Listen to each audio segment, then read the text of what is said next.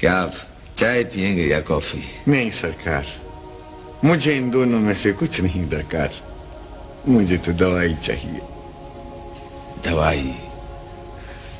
اصل حقیقت یہ ہے حضور کہ کوشش کے باوجود میری طبیعت خرابیوں کی طرف جھکتی ہے اور اچھائیوں سے گریز کرتی ہے، کچھ اس کا علاج فرمایا جائے۔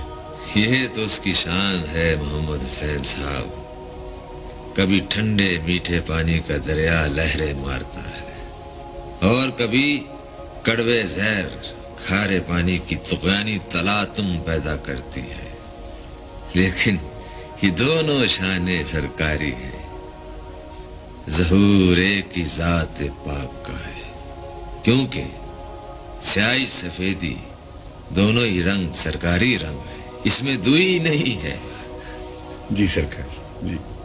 آپ تو خوب جانتے ہیں محمد حسین صاحب کہ جب آرمی ایکسرسائزز ہوتی ہیں تو آدھی فوج کا نام دشمن رکھ دیا جاتا ہے اور آدھی کا قومی فوج۔ صبح شام خون ریز جنگ ہوتی ہے، دن بھر چیخم دھاڑ ہوتی ہے،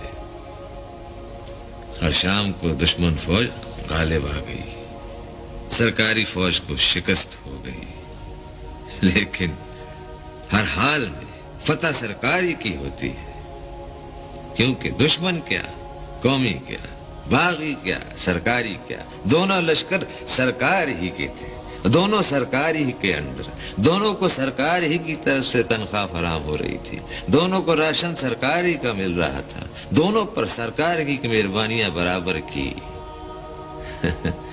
نہ دشمن گروہ کے لیے کچھ کمی، نہ سرکاری اور قومی فوج کے لیے راشن زیادہ، کوئی جیتے کوئی ہارے، سرکار کو نہ شکست کا غم نہ فتح کی خوشی، کیونکہ سرکار ان دونوں باتوں سے پاک ہوتی ہے۔ محمد حسین صاحب، اس میں دو ہی نہیں ہوتی، دونوں پارٹیاں ایک ہی ہوتی ہیں۔ سرکار یہ رنگا رنگ مورتیاں، یہ شکلیں شباہتیں، یہ دھینگا مشتی کھینچا تانی، یہ سب کیا ہے؟ کوئی پہلے کا بھاگا سالوں کی محنت والا پیچھے رہ گیا، اور کوئی بعد کا آنے والا آگے نکل گیا۔ یہ کیا دھندا ہے سرکار؟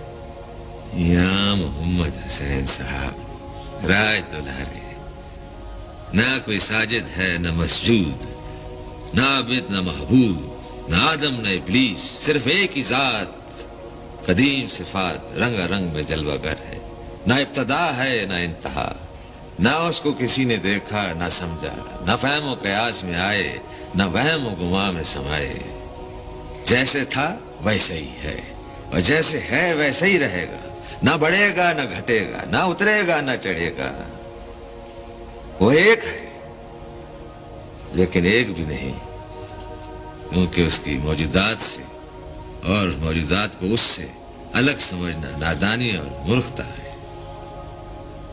دنیا میں طرح طرح کے کاروبار، رنگا رنگ کے پروفیشنز موجود ہیں، ایسے ہی خدا شناسی اور خدا جوئی بھی ایک دھندا ہے جس کا نہ کوئی سر ہے نہ پیر ہے۔ سرکار جب اس کا کوئی سر پیر ہی نہیں تو پھر ڈھونڈنے والا کیا ڈھونڈے اور کرنے والا کیا کرے؟ حضرت موسیٰ نے عرض کیا، یا مولا، تیری بارگاہ میں میرا کون سا فعل پسند ہے جو میں زیادہ کروں، بار بار کروں؟ حکم ہوا موسیٰ، یہ فعل تیرا ہم کو پسند آیا کہ بچپن میں جب تیری ماں تجھے مارا کرتی تھی اور تو مار کھا کر اسی کی طرف دوڑتا تھا، اسی کی جھولی پہ گھستا تھا۔ اللہ اللہ۔ تو محمد حسین صاحب، ڈھونڈنے والے کو بھی یہی درکار ہے، لازم ہے کہ کیسی بھی گھر میں سختی ہو، کیسی بھی ذلت اور خواری پیش آئے، ہر حال میں خدا کی طرف رجوع کرے اور اسی کے فضل کو پکارتا رہے۔ اب حضور، منہ سے تو ہم لا الہ الا اللہ محمد رسول اللہ کہتے ہیں، لیکن باطن کا حال کوئی نہیں جانتا کہ ہم کون ہیں، کیا ہیں۔ کوئی کہتا ہے خدا باطن کے اندر ہے، اور کوئی کہتا ہے کہ نفس اور شیطان بھی باطن کے اندر ہی گھسا ہوا ہے۔ اب اندر کا حال تو وہی جانے۔ حضور، اگر خدا باطن کے اندر ہے تو پھر ان دونوں کا گزارا کیسے ہو سکتا ہے کہ یہ بھی باطن کے اندر موجود ہے؟ کیوں نہیں بھائی، کیوں نہیں بھائی؟